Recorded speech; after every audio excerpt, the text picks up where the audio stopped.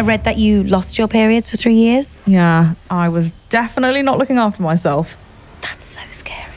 Dr. Anita Mitra, The Gynae Geek, is an NHS doctor working in obstetrics and gynaecology. on a mission to making owning a vagina less scary. Gynecology is a bit of a taboo. For example, the contraceptive pill, which is one of the most commonly used contraceptives, it can slightly increase your risk of breast cancer. But actually what we don't hear about is that using the contraceptive pill actually reduces your lifetime risk of developing.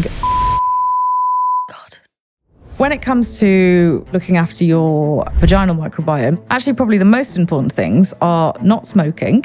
The chemicals that are in cigarettes can actually be found in your vaginal discharge. Mind-boggling, isn't it? When it comes to wanting to get pregnant, no one tells you how kind of generally unpleasant it can be when you're trying to get pregnant. Yeah. I got pregnant, I had a miscarriage. It felt like literally everyone was pregnant around me.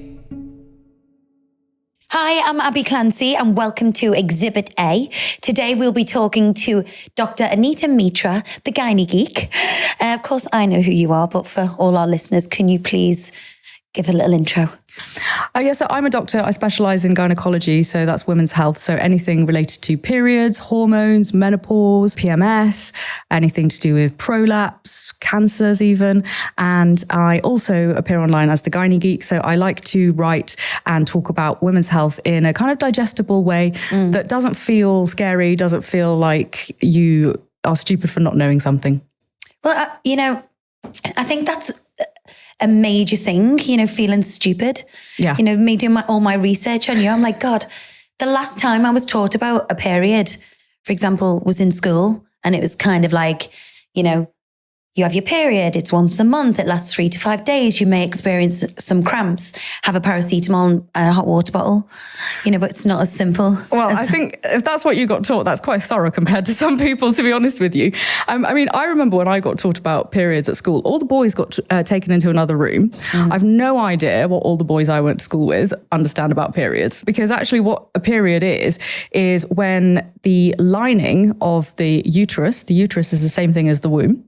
So that's the part where babies grow. That's when the lining is shed, and it happens as a result of changes throughout the month in the hormones, and the lining builds up, thickens, because ultimately we have a menstrual cycle because our body is trying to get pregnant. Yeah, it's trying to make a really nice kind of like pillowy soft lining for a fertilized egg to implant. And if it doesn't, then it doesn't get the right hormonal signals. So it says, okay, right, just going to have to try again next month. So then the lining falls away. And so what is coming out is a little bit of blood, some old cells from inside the uterus, and actually a fair amount of water. Now, I do say a little bit of blood, but for some people it can be really, I was really thinking torrential. a little bit of blood. Can I just go back to where your story began and what inspired you to pursue this journey? I have to say, I got quite inspired by the fact that gynecology is a bit of a taboo. Yeah. I found it really fascinating. I'm not sure fascinating is the right word, but there was something about it that I really liked, that you could really help people by having a conversation about what was going on. Yeah, I found that really interesting, because I even think it's hard to say the word vagina out loud. it's so funny, isn't it? Because I'm in this sort of echo chamber where I think that that's just a totally normal word to say, and I say it many, many times a day and don't even notice I'm saying it. So sometimes I'll be in a restaurant with friends and they'll be like, Anita, you need to kind of like keep your voice down when you're saying the word vagina. So it's always a wild dinner out with me. But it's just about normalising it, isn't it? But I just realised that, you have these people who come into the consultation room and they're really shy about telling you what's going on. But actually, when you really dig down into it, they're going through awful, awful experiences. But actually, often just allowing them to voice it, allowing them to talk about something openly that they really, keep inside them because society's told us we're not supposed to talk about these things. When you kind of bring that out into the open, it doesn't solve the problem. There's lots of other things that we can do to help, of course, but actually just talking about it is often really therapeutic for these people. Definitely.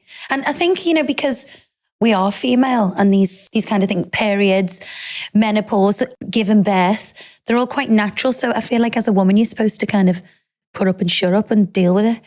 Yeah, absolutely. And I think that historically that has been the way, and it's really sad. And as a result, many, many generations of women have really suffered because they haven't been allowed to talk about it. They've had to just get on with things. And, I see people every day in my clinical practice and I think, but how do you actually just get on with it? Because when they talk to me about what they go through, I just think, I cannot imagine living one day in that life, never mind, having that 365 days a year. Yeah. So I think that now that we are talking about it more, it is going to have a significant positive impact for a lot of people. You've got a huge following on your social media, your Gynae Geek, and, can you talk me through some of the pros and cons of social media when it comes to, kind of false information or fake news? It's a fascinating world, isn't it? I think it can help and it can hinder. Yeah. I like to use social media to just educate people about things that we're kind of expected to know, but we're never actually really taught. Yeah. So I started it because I realized that I was consistently having always the same conversations with people in clinic.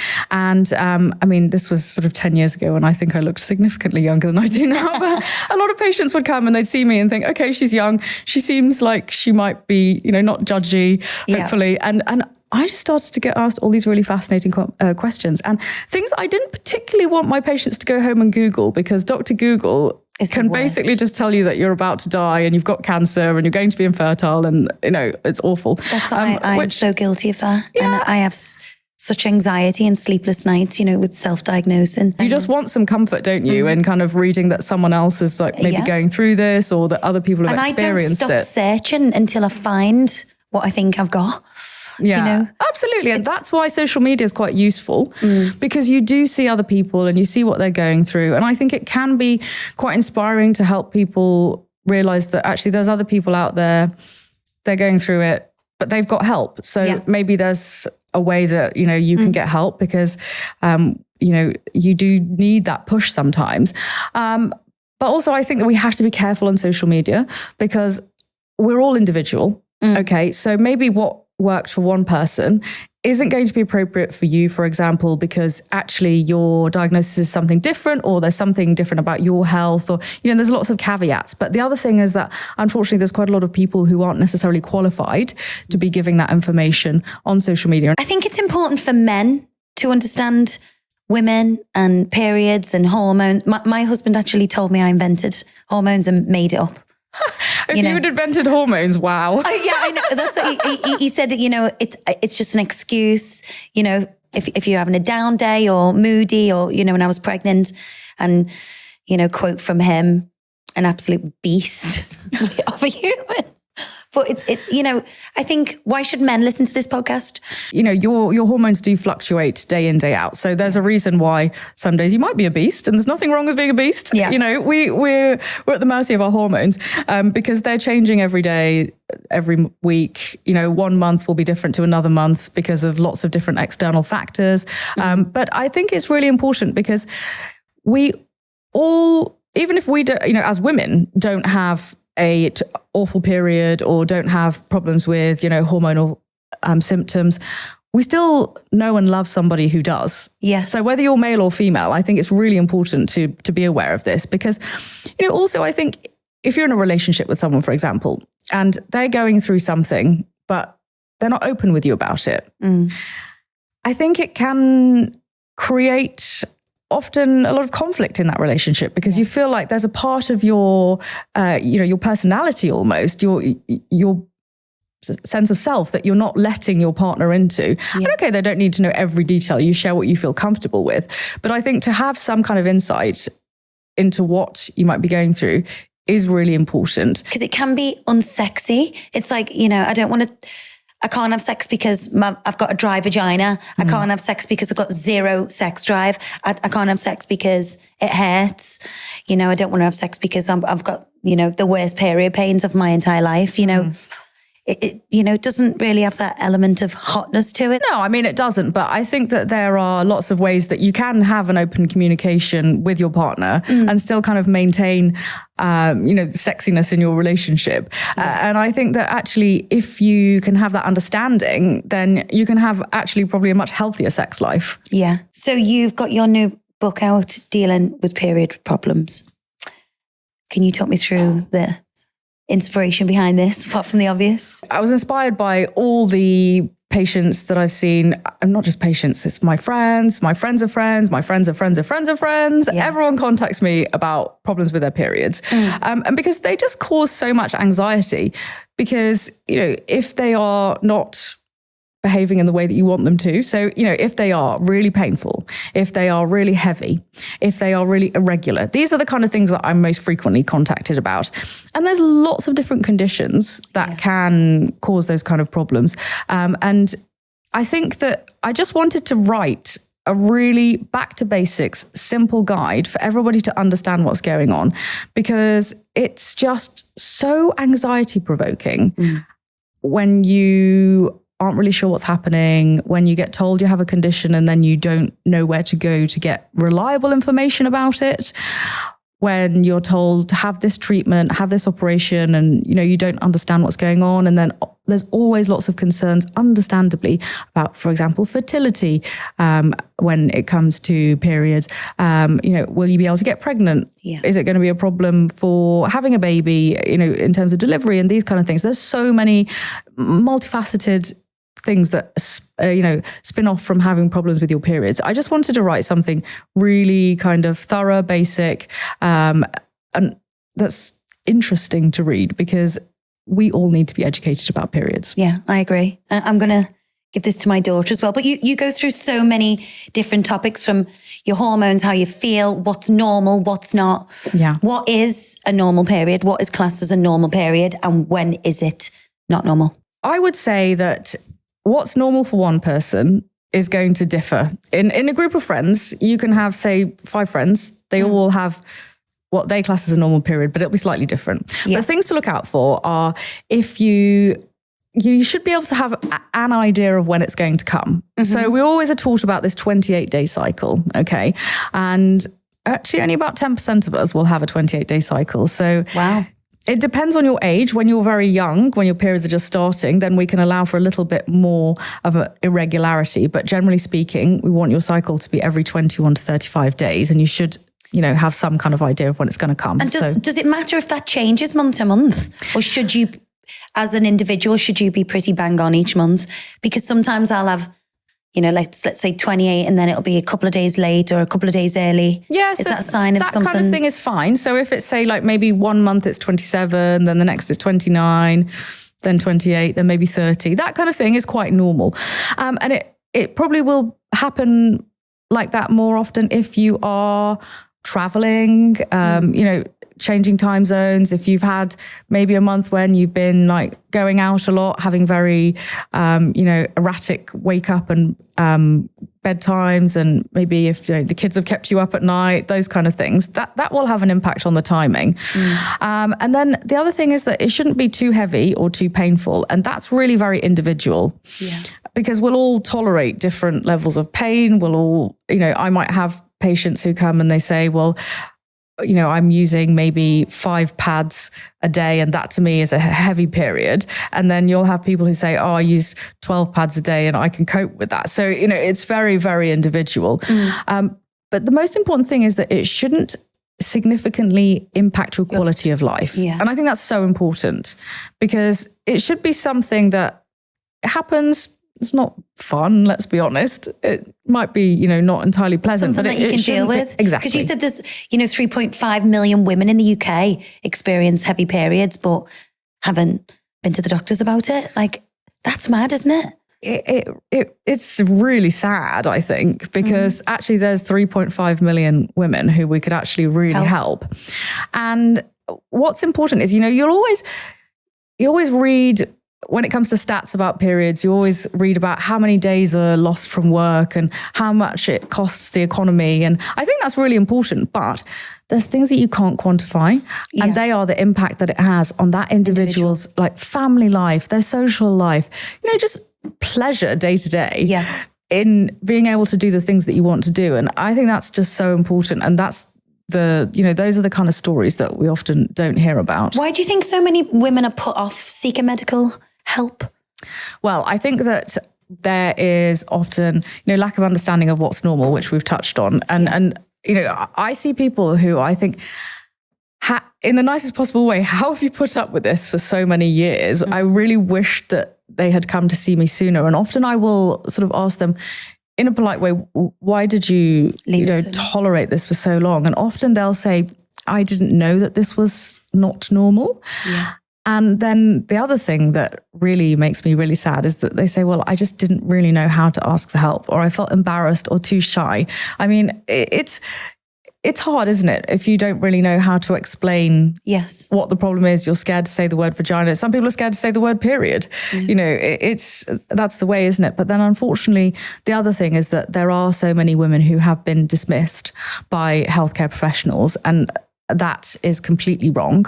And people who've been told, oh, it's normal to be in so much pain that you're lying on the bathroom floor. Yeah. Vomiting when you have your period. Can you describe what a normal cycle should be like? So day one is the first day of bleeding. Okay. And so bleeding typically lasts about 3 to 5 days. Anything less than 7 days is normal. Anything longer than that is a sign that, you probably need to go and see your doctor. So the bleeding is usually heaviest on the first few days, and that's normally when you get the most pain as well. And the pain happens usually because the muscle layer of the uterus is kind of like contracting, a bit like sort of mini labor pains, because it's trying to shed that lining and get the blood out. Now, some people might be listening and thinking, there's nothing mini about my period pains. That's what I'm thinking. I'm literally wincing in my seat. Yeah. So for some people, it can be very, very painful. And again, another sign that you should speak to a doctor, because there's probably something that we can do to help with that. Okay. And so then towards the end of your period, it's very normal for the blood to get a bit darker. And so I just want to bust a little myth here that I've seen quite a few posts on social media about what your period blood color tells you. But actually there isn't really any kind of science behind it. And some people might start their period with a little bit of sort of spotting, so where it's, not heavy enough to need to use a pad or a tampon or a menstrual cup or something. After your period, tend to get kind of like a bit of dryness, sticky, kind of thicker discharge. And then as you're getting towards ovulation, which if you're having this kind of textbook 28-day cycle would be around about day 14, the discharge starts to get much thinner and kind of like that like stringy egg white that we always hear about. And often around ovulation, a lot of people say they feel like really powerful because the way your hormones are, it just makes you feel very different to when you're having your period. And often when you're having your period, you can feel quite tired. Okay. And some of that can come from the iron? Well, loss of iron? It can be, but also we have to remember that our hormones are all quite low around that time in the cycle. So it's often your hormones themselves that are making you feel quite tired. But if you're feeling tired all the time and, you are bleeding heavily, then that's a reason why anemia. You might want to have a blood test to see if you're anemic, to see if that, you might need some iron or supplements to help with that. So I think the men listening will be like, okay, so I'm going to avoid her in the first 3 days. Day 14, I'm going to take her out for a romantic meal. You could avoid her, or you could take her for a steak. I mean, exactly. Who knows? Yeah. Maybe that's steak date night. Yeah. So then, around ovulation, often people, feel great. And then it varies. So some people might just sort of like slide into their period over the next few weeks. Some people get really quite bad PMS. And there is something. What is PMS for anyone who doesn't know? So PMS is premenstrual syndrome. So a syndrome is a collection of symptoms, and there's hundreds of different symptoms that people can get. So the ones that we kind of commonly hear about are things like mood swings, bloating, breast tenderness. Often people's anxiety can be worse. But you can also, interestingly, get some medical conditions that are not related to your gynecological health that can be exacerbated in this time. So some people might find that their asthma gets worse. Wow. Some people might find that epilepsy can be worse in this stage. So, so many different things are affected by our hormones that are related to our menstrual cycle. And so then some people get something called PMDD. I don't know if you've ever heard of that. No. So it sounds bad. It's very bad. It's called premenstrual dysphoric disorder, and it's a very severe form of PMS. And often people will, really genuinely speaking now feel suicidal because their hormones cause their mental health to deteriorate so much. And it is something that is not really talked about. People think, it's something that, we always hear about this sort of hysteria with women or, oh, she's so hormonal. But, for some people that is how bad it gets. And it's not often very well diagnosed. And so people are, suffering for many, many years before they get a diagnosis. And how is that diagnosed? So it's based on your symptoms. So, for anybody who's listening who is, having problems related to their periods or feels that anything is kind of fluctuating with their menstrual cycle, the first thing I would recommend is to just track. Okay. So keep a diary. Yeah, keep a diary, use an app. There's some great apps out there that just allow you to document when you had your period. So, I would want to know, when are you having your period? What's the period like? So keep a note of, how heavy it is, how much pain you're having, if there's anything in particular that you could or couldn't do at that time that you wanted to do. And then, keep a note of anything, the symptoms that are really bothering you. So what's happening? If bloating is your symptom that's really bothering you, you want to know if it's related to your cycle. Keep a note throughout the month. And you want to... Do you think that individual can easily recognize that they're feeling so low and suicidal? Or is it kind of like an afterthought, like, oh my God, last week I was, so low? I think, difficult question to answer in a way, because I suppose I see people who are what I would call the tip of the iceberg. So the people who are coming because they feel something. They've recognized that there is a problem that is clearly related to their menstrual cycle. But I think that when you start to track, it's very easy to start to see patterns. And, I've been tracking my periods for years now, and it's so fascinating to look back and you're like, oh wow, I hadn't actually realized how things have changed over the last few years, or and then you might want to try different lifestyle things. Like some people might think, oh, maybe if I improve my sleep, will things get better? So then you can start to track and see if that's helping. Or people want to change their diet, add things, remove things. All of these things you can start to see cycles in your own health. But it also really helps if you want to go and see your doctor. It's not mandatory that you've done it beforehand, but I think it just makes it so much easier in the consultation. You just open up your log and you can demonstrate what you want to explain maybe slightly more easily. I used to do that throughout my pregnancies. It'd be like, vomited 3 times this morning. Oh, just want to eat cake, hate my husband.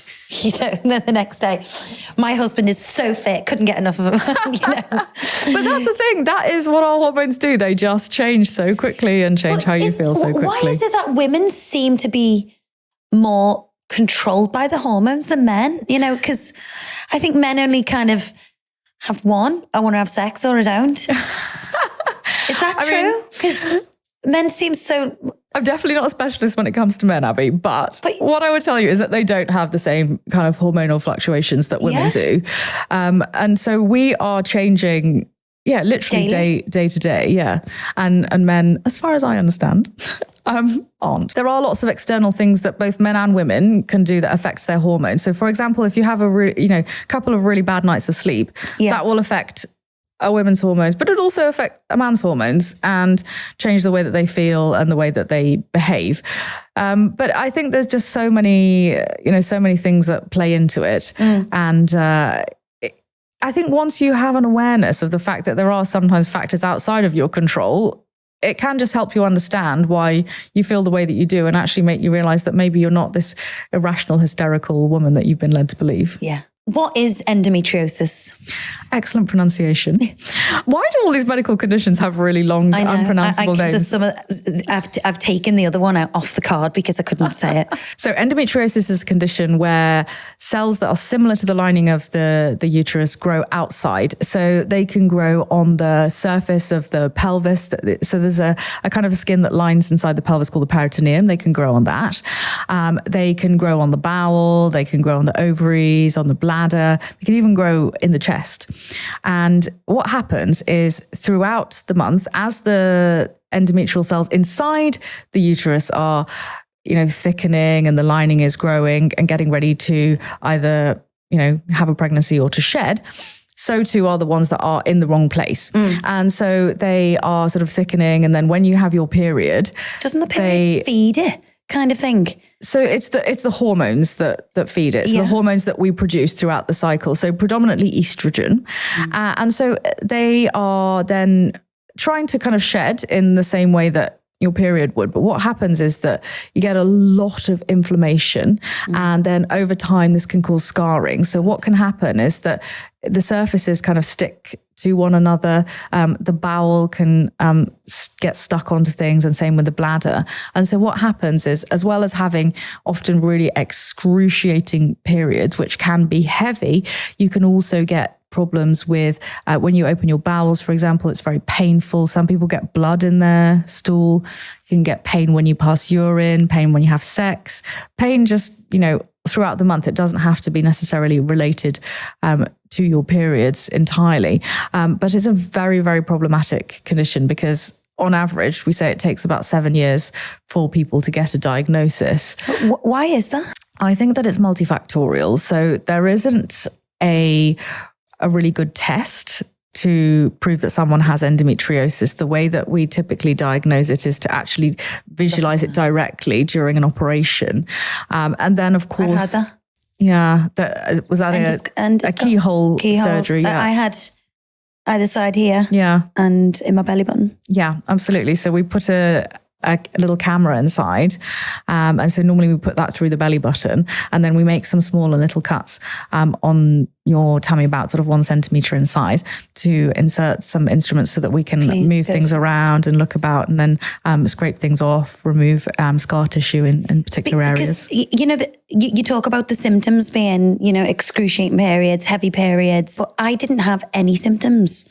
And I only realized I had this condition when I was trying to get pregnant. You spend your whole life trying not to get pregnant. Exactly. The irony, hey? The irony. I was doing cycle sticks. Ovulation sticks.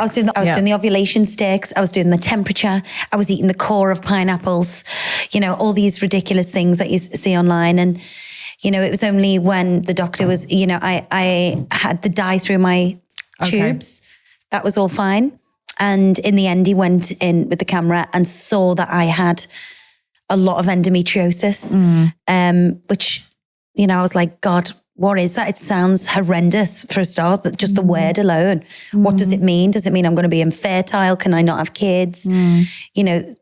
Just the fear and the anxiety surrounding it. And, there's no guarantee once you get it removed, you can get pregnant either, because as you say, the scar tissue or whatever.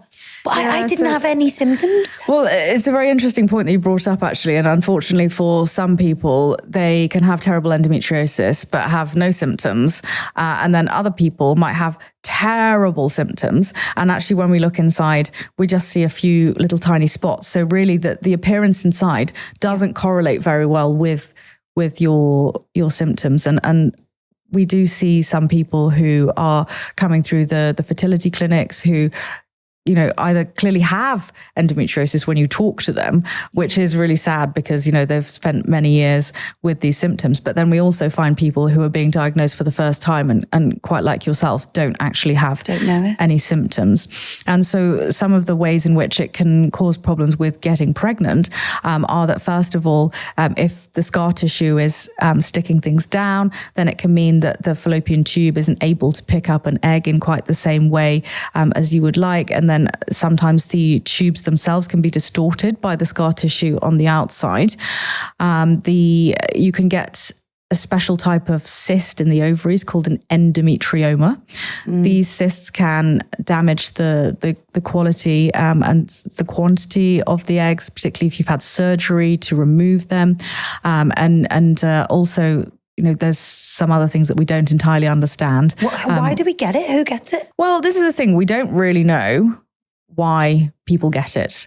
But we do know how to find it in most cases. And we also have some ways that we can reduce the symptoms, but we don't really have any good way of actually getting rid of it completely forever. Yeah. So whilst you can have medications, they tend to be hormonal medications, which can be really effective to help the pain symptoms and can reduce the bleeding that you have.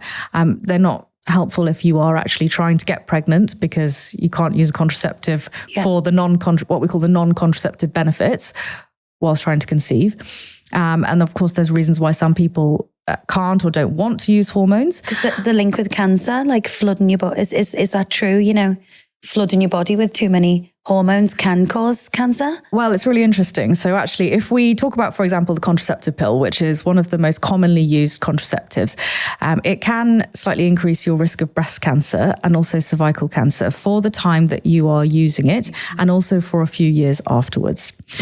But actually, what we don't hear about is that using the contraceptive pill actually reduces your lifetime risk of developing endometrial cancer, so cancer of the lining of the womb, ovarian cancer, and also bowel cancer. And that protective effect actually lasts for many decades after stopping using the pill. So it's something that we're commonly told, like, hormones are bad, but actually, hormones aren't all bad. And actually, there's lots of people who actually suffer terrible symptoms because of their own hormones that are being produced by their own body. So I think that that there's a lot of misinformation and a lot of work to do to combat that about hormones. But overall, it's all individual. Everyone's got different reasons why they can and can't use hormones. But overall, the risk of cancer is really, really tiny. And actually, these kind of medications can have a very protective effect. So for any of our listeners who are struggling to get heard or taken seriously by the doctor, what are the top tips you could give them? Well, first of all, I would say that your health is so important, and you only have one body, and you deserve to get the appropriate treatment. So don't give up. That's the first thing. It's very easy to think that you're making it up. If you are experiencing a symptom, you're not, it's not in your head. So you have to get in that positive mindset sometimes. And it's about how you explain things. So if you have explained your symptoms, maybe try and reinforce them by saying, and as a result of these symptoms, I can't do X, Y, and Z. So try and paint a picture of how it has an impact on your quality of life. And then I think, if you're still not heard, you can see another doctor if we're talking about GP practice. You can ask to be referred to a gynaecologist, see if that might help. How long would the wait be for that? Well, this is a very big problem at the moment. The wait time to see a gynaecologist is not quick. But there are different things that your GP can prescribe: pain medications, hormonal medications, and usually I would recommend that you have something to try in the time that you're actually waiting to see a gynecologist. And is it not scary leaving it so long? Say if you're a young girl and you find out you've got endometriosis, do the doctors clear it out of your tube straight away, or do they leave you with it? So it really depends on what symptoms you have. So for some people, using medication might be entirely appropriate, but for some people, they might need an operation. So it's really, really individual. When it comes to surgery, it's important that it's done at the right time, okay? Because every surgery that we do can become more risky. It can lead to a higher chance of causing damage inside, causing more scarring, more adhesions. But what I would say is that you're never too young to have endometriosis surgery if that's what's appropriate for you. Yeah. So it's very, very individualized. It depends on what your symptoms are, how things look on a scan, what you've tried before. It's very, very tailored. But in terms of, does everybody need surgery? No. But when it's the right time for you, then you should be entitled to have surgery. And does the coil get rid of endometriosis? So the way that the coil and other hormonal medications work is really by suppressing the endometriosis wherever it is. So they kind of keep it sort of like dormant, keep it quiet so that it's not going through that kind of, growing, causing inflammation, causing scarring process. Yeah. And so that can actually be potentially helpful in the long run to try and decrease the impact that endometriosis is having on your body. I talked about my endometriosis journey on the Therapy Crouch, the podcast I do with my husband. And, the response to it was incredible. Everyone was, thankful I'd shared such a personal story and how they related to it. And my doctor offered to see a patient a week. And there was a girl who's been struggling so badly with endometriosis and the symptoms. It was really impacting her life. And then, she couldn't get pregnant. And then a few months later, we got the lovely news that she was pregnant. And it was just, just a lovely story, a lovely ending to a story that was at the start so bad, That's really nice. And I think that's really important because storytelling is really important when it comes to these kind of conditions, because I'm sure that people will have been comforted by hearing your story. But also I'm sure that you inspired a lot of people to speak out. And so, as doctors, we can only help people when they come to us, but it's helping people to find that courage. So really well done. No, thank you. So we're going to talk about polycystic ovary syndrome, which, what is that? What even is it? It's often abbreviated to PCOS, so polycystic ovarian syndrome. And what it is a hormonal imbalance that results in having either no periods or periods that are very irregular. And people will often have signs of too much male hormone. Yeah. So may get a lot of acne, oily skin, hair, can actually get male pattern baldness. And also if you do a scan, they may have cysts on their ovaries. And so I think I want to just take it back a step and explain about why it happens. And it's not so much that the cysts are causing the problem. The cysts are a result of the problem. Oh, wow. So if our hormones are not really behaving in the way that they should, the ovaries don't get the right signals to release an egg every month as it's supposed to. And if you don't release an egg, then you don't set off the cascade of the next lot of hormonal fluctuations that are supposed to happen in the cycle. So it's like a domino effect. Yeah. And so as a result, you don't release an egg. So your ovaries look like they've got lots of cysts in because they are little eggs that are trying to escape. Wow. Because it's normal that your ovary makes a little cyst in order to release an egg. It's part of the way they function. And so you get these, little cysts on the ovaries. We sometimes describe them as like a string of pearls on the ovaries on an ultrasound scan. And then you have lots of estrogen that actually gets converted into testosterone, the male hormone. And that's why you get those kind of male hormonal symptoms. And then because you're not ovulating on a regular basis, you're not having your period. And often people get very sort of erratic bleeding. When they do eventually have a period, it might be really heavy and really clotty and really painful. And it can cause problems with trying to get pregnant because of the fact that you're not releasing that egg, which you need to have a pregnancy. Yeah, my sister had this and it ruined her life. Her hair was falling out. She had like hair on her face, acne out of control and a periods, and she was in agony and it was so debilitating. Again, it took us so long to get a diagnosis and we ended up going private.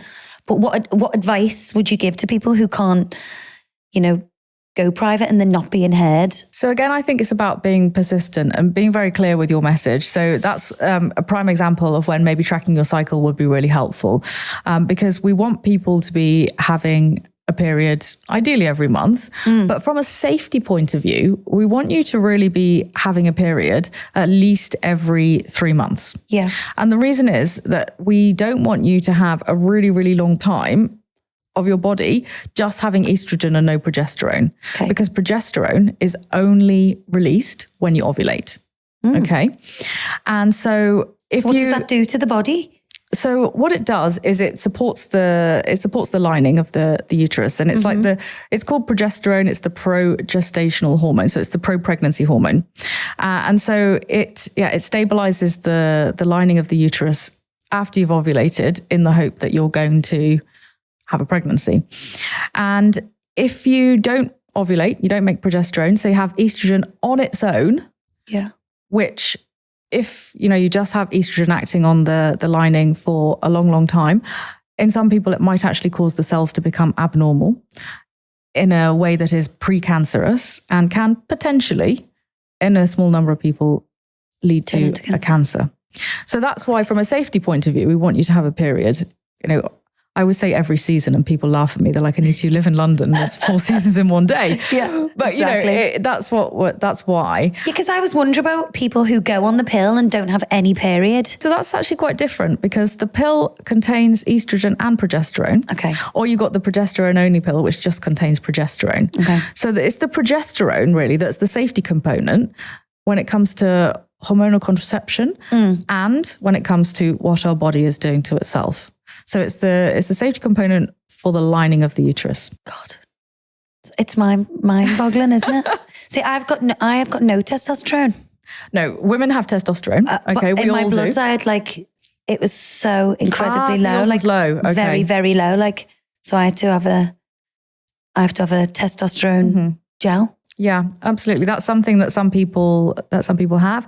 But yeah, we do have testosterone as women in general. We should do, and so we do call it the male hormone. But we women have it, and we need it. Yeah. Well, because I just had my bloods done because of low sex drive, tiredness, hair falling out, and that's what came up. Yeah, I'm actually a mess. I've had everything, haven't I? Really.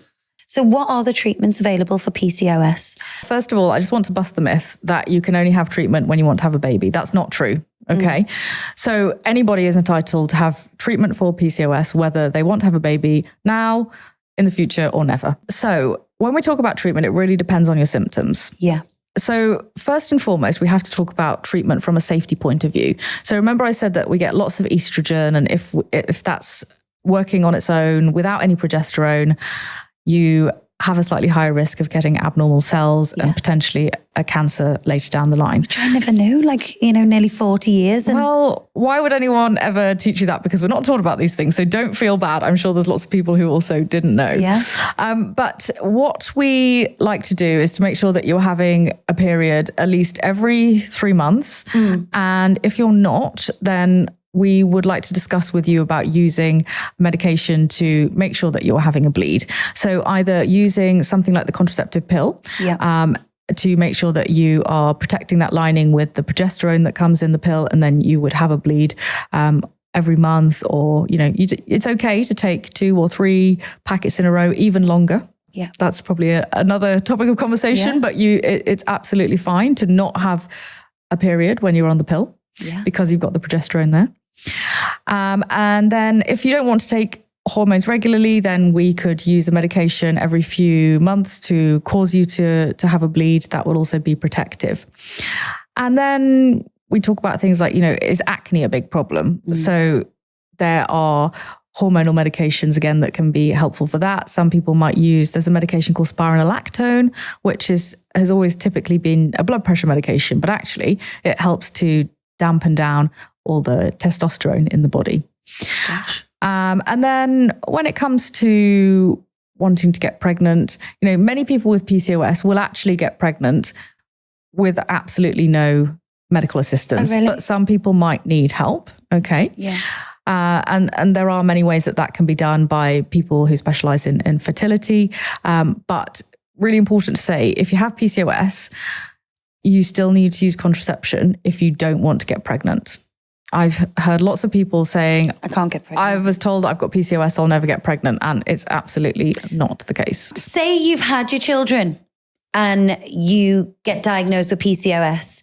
Is it okay to kind of just leave it, or will that have a detrimental effect in the future, with the risk of cancer, etc.? Yeah, it's still really important to make sure that you are treating it.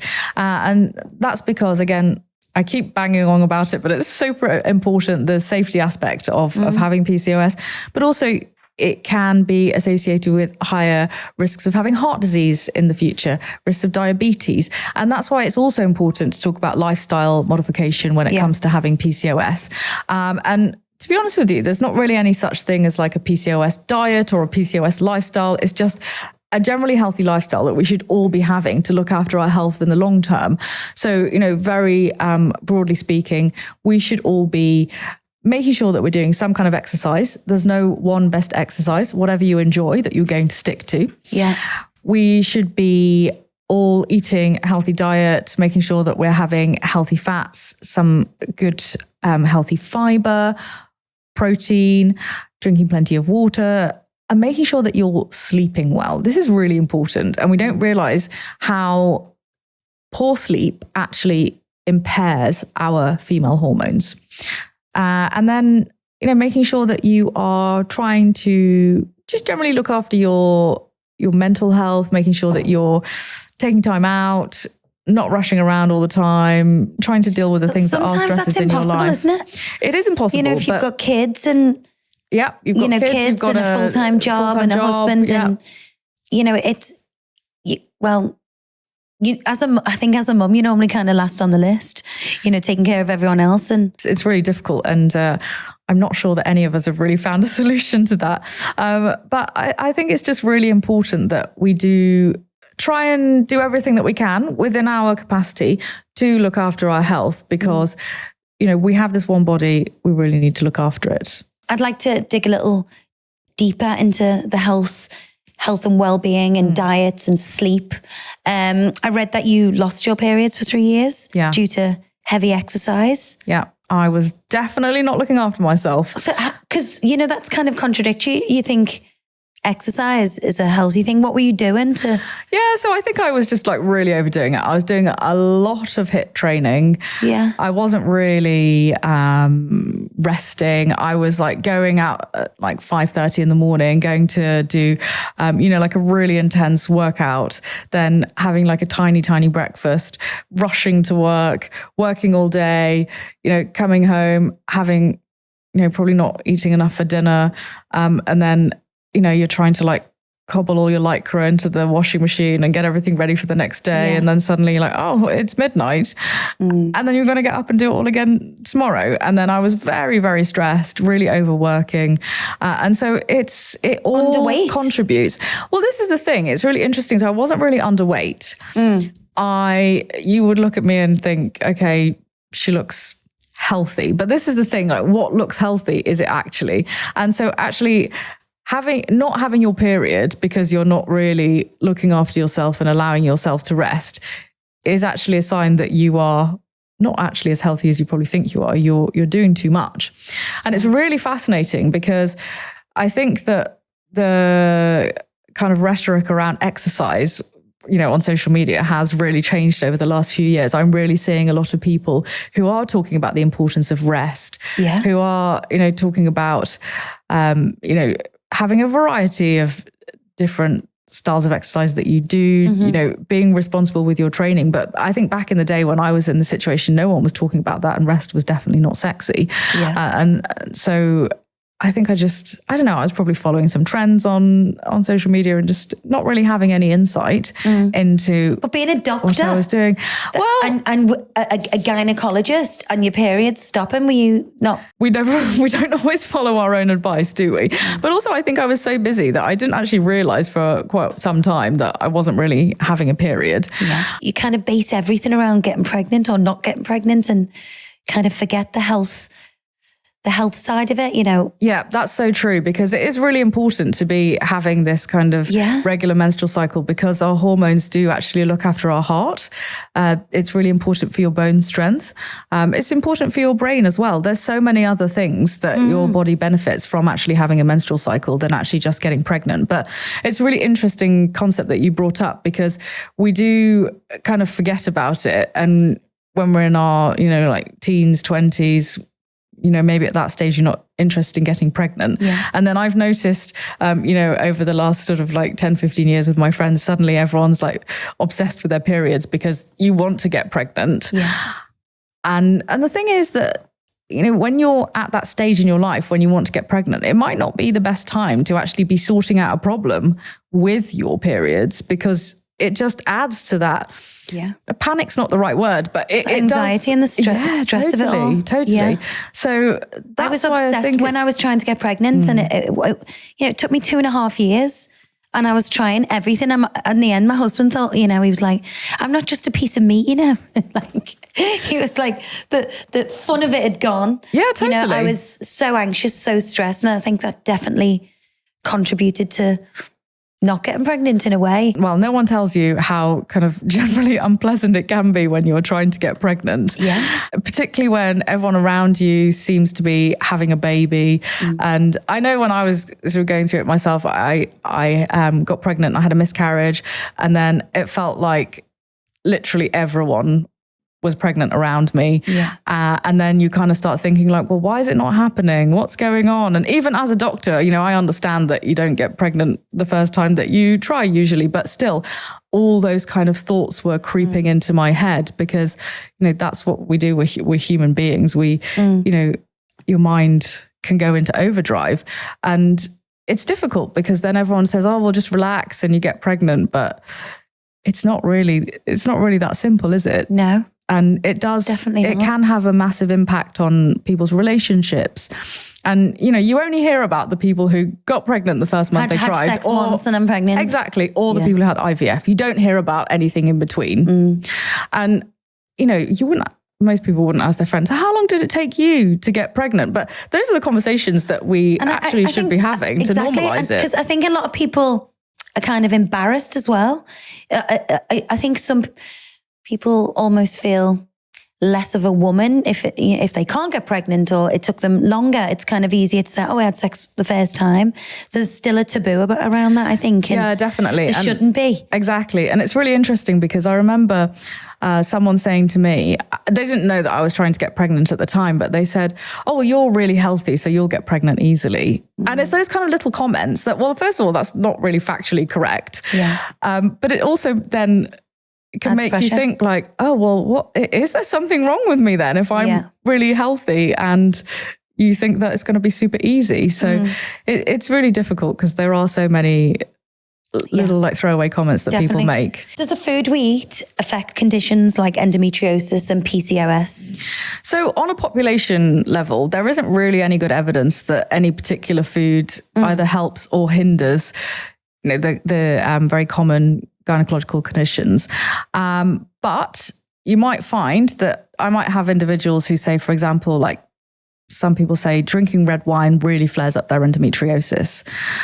And so, but then if you look on a population level, there isn't really any data, for example. Yeah. And the same things with like red meat, gluten, dairy, all of these kind of things have been looked at when it comes to things like endo or PCOS. And we haven't found anything. But all of these kind of population studies are what I call a law of averages. So you get some people who find it makes it worse, some people who find it makes it better, and then people who are just in the middle who doesn't affect them either way. And then when you add it all together, it all kind of shows that there's no effect.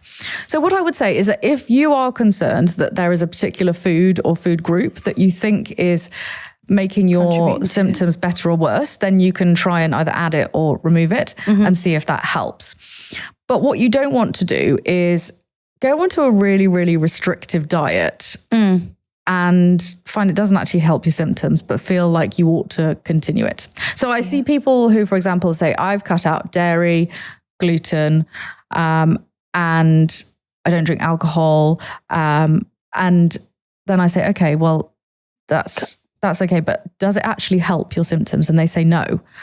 But then they're scared to stop it because you read all these articles that say, all these things negatively impact your symptoms. Celebrities are bringing out gummies, to make your vagina taste and smell a certain way, a better way, whatever. Yeah, well, I think there's a massive commodification of women's health. There's so many products that are being brought onto the market that unfortunately don't really have a great deal of evidence behind them. Now, it's obviously important that we do look after our gut health. It's got a healthy bacterial population there, and we look after it by eating, lots of healthy fiber, having lots of fruits and vegetables, adding in things like a little bit of fermented foods. I had some kefir in my overnight oats this morning. So what is that and where do we get it? It's a fermented dairy product, and you can add it into smoothies, into oats, all that kind of thing. And it's a bit like yogurt really in a way, but it's really good for your gut microbes. But the thing is that there's all these supplements that are coming onto the market for gut health, for vaginal health, all these kind of things. But, there's not really any strong evidence that we need it. And I think it's a bit sad to see because people are unfortunately making a lot of money. And you see so much conflicting evidence, I don't know what to believe and what not. And as you say, these things cost a lot of money. And yeah, exactly. So I always am concerned that people are spending money on things that don't have any benefit to them. And actually, when it comes to looking after your female health, looking after your vaginal microbiome, so we have healthy bacteria that lives in the vagina. Actually, probably the most important things are not smoking, not using feminine hygiene washes, not cleaning up inside the vagina, and then, looking after your gut microbiome because that feeds into your vaginal microbiome. So making sure that you're having your fiber, fresh fruits and vegetables, drinking plenty of water. And it might actually be better to, for example, not buy a supplement that you don't know whether it works and actually spend that money on, getting some really nice fresh fruit and veg. Yeah. That is actually going to help multiple areas of your body rather than just buying a supplement that might and probably won't help your vagina. And how does smoking impact your vagina? So when you smoke, you obviously inhale nicotine, but you inhale lots of other compounds that actually go into the vagina. I know this sounds wild, but it's been scientifically proven. And what they do is they can destroy the healthy bacterial population that's there. And the chemicals that are in cigarettes can actually be found in your vaginal discharge. To prove that it's getting down there. And it changes the population of the vaginal microbiome, so the vaginal bacteria. And so we often find that people who smoke are more likely to have something called bacterial vaginosis, which is where you get a very, can be a foul smelling, itchy, irritating discharge. That's so scary, isn't it? I know, but this is the fascinating thing about, we think of our gynaecological health in isolation. Yeah. But actually what we don't realize and what we're never actually taught is that so many things that we do that seem so far removed can actually have a detrimental or a positive impact on our gynaecological health. So what's some positive impacts we can have? So healthy diet. Healthy diet. Drink plenty of water. Make sure that you are sleeping well, exercising, and, having fun. Actually, your mental health is really important to your whole body. I agree with that. What about alcohol? There's been some studies that have done looking at the impact of alcohol on the menstrual cycle. And I think it's really difficult to often from these studies extrapolate what's the impact of alcohol and what, things that are confounders. So problems when it comes to mental health, problems when it comes to sleep. It's quite multifaceted. Yes. But I think in general, we should be following the guidance when it comes to alcohol. Can we touch on feminine hygiene? Yeah. What should we all be doing? So very simply, nothing. Oh, really? So I absolutely hate the industry when it comes to development of all these washes, wipes, serums, all these kind of things. You should not be putting anything inside your vagina to clean. Okay, Yeah. that's really important to say. Your vagina needs to be left alone. When it comes to cleaning the vulva, I personally just recommend using just plain water. Because when you use soap, then it can wash away all the good bacteria. And a lot of these products that we see marketed specifically for cleaning the vagina all talk about being pH balanced and this and that. But I don't care what the pH is. I personally don't like any of these products because I think that often I see people who are using them because they feel that they are meant to be very clean and everything should not have a smell. And often people use them because they feel irritated. But actually, if you stop using these products, most people will find that actually the irritation goes away because they wash away all the good bacteria. They cause the skin to get really kind of inflamed and will cause more irritation. De-stress in the body, can that have an effect on hormones or hormone imbalance? Yeah, definitely. It's so important that you find a way to relax. And for some people, doing exercise helps them relax. And some people, it depends what exercise you're doing, really, doesn't it? People always ask me, like, what's the best exercise to do? And, it's the one that you enjoy, but I really like strength training. Yeah. And I think it's really important for women, actually. And I think that, many years ago, we were scared of lifting weights, but I think the tide has turned. And I think that we pretty much all are aware that we're not going to end up like bulky weightlifters by lifting weights. But for women, it's important because when we are young, we need to do some kind of strength training in order to actually build strong bones. Because women are more likely to get something called osteoporosis, so thin bones as we age. And so you are building your peak bone strength in your 20s and 30s.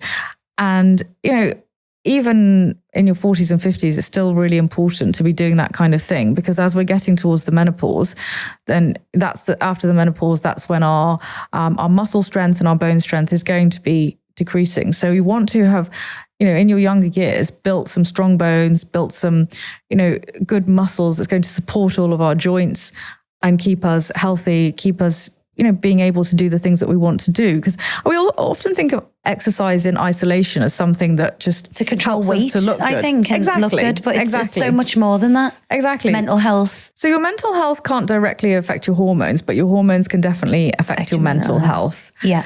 And so we often find that people will find fluctuations with their menstrual cycle and their mood.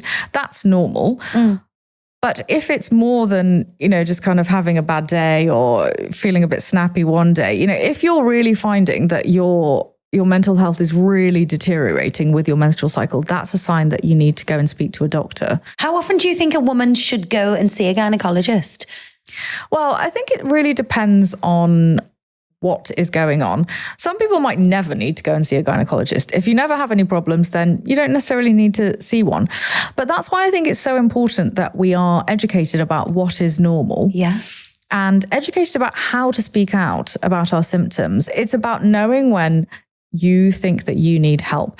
And I just want to emphasize that if you think that you need to go and see a gynecologist, you don't have to know the diagnosis. People who say, I didn't come for, X number of years because I wasn't really sure what the problem is. You shouldn't have to feel responsible to come and tell me the diagnosis. I just want to know what's going on. And then we work together to work out what the diagnosis is and what the most appropriate form of treatment will be. So don't delay because you're not really sure what it is. Well, thank you for coming here today. And, I feel like I've learned so much. I'm really glad. Thank you. Nearly 40 years old, and there's things that I've learned today that I never knew. And I think, that's the point, raising more awareness, getting the correct information out there, which you do incredibly well on all your social media and through your amazing books. So thank you. And just before you go, if there was one piece of advice that you would send our listeners away with, what would it be? It's really important to know what's normal for you because when you know what's normal, you'll be able to work out if something is abnormal and then you'll be able to seek the medical attention that you need. Amazing. Thank you. Thank you. Okay. I'll let you get home to your baby twins now.